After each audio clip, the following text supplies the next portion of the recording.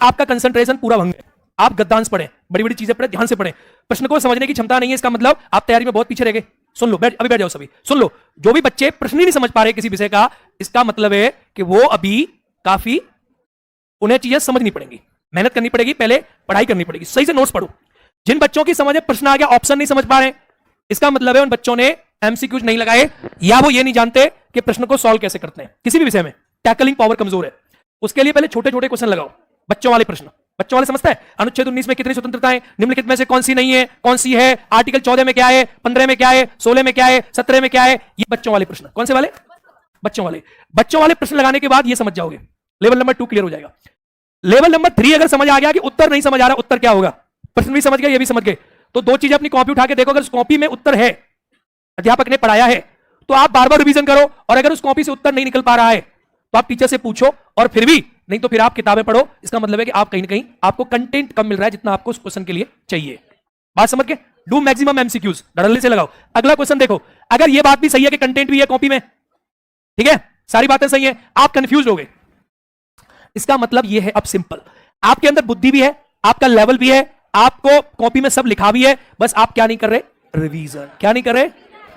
और अब अपने आप को जज करना, और जिसकी जो प्रॉब्लम है बिना बिंदास मेरे पास लाना, और बस ये बताना गुरुजी मैं स्टेज नंबर 1 पे हूं या 2nd पे हूं या 3rd पे हूं या 4th पे हूं। ठीक है, ये तुम्हारे कोड वर्ड है। क्या है ये? 1 2 3 और 4। अगर 1 में हो तो सिंपल बात है, बच्चों 1 और 2 वाले बच्चों वाले प्रश्न लगाएं, 1 और 2 वाले अभी ल्यूसेंट से क्वेश्चन लगाएं, ऑब्जेक्टिव बेसिक।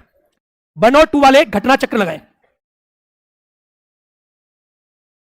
3 वाले जिनके उत्तर समझ में नहीं आ रहा, उनका अभी काम क्या करना है, उन्हें उनको भी रिवीजन करना है। उत्तर के लिए कंटेंट देखें और नोट्स को सही से पढ़ें, और थोड़ा सा लेवल अपना बढ़ाएं एमसीक्यूज के साथ।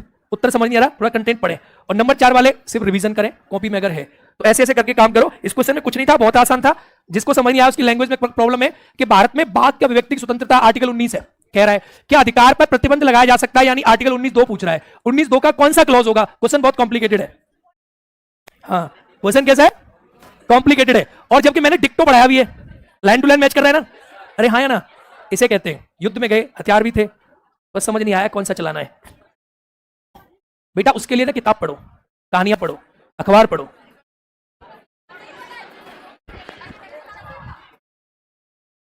अगर आप इसमें से आधे भी सही कर लोगे ना, तो भी आप बीपीएससी में पीटी में टॉपर बन जाओगे। ठीक है, इनका लेवल थोड़ा हाई है, तो डिमोटिवेट आप घर जाके सुनो। मैंने प्रश्न कठिन लिए, पर आप घर पे जाके कोई किताब लगाओ, आपसे हो जाएगी। ये थोड़े क्वेश्चन कठिन है, सॉल्व कर।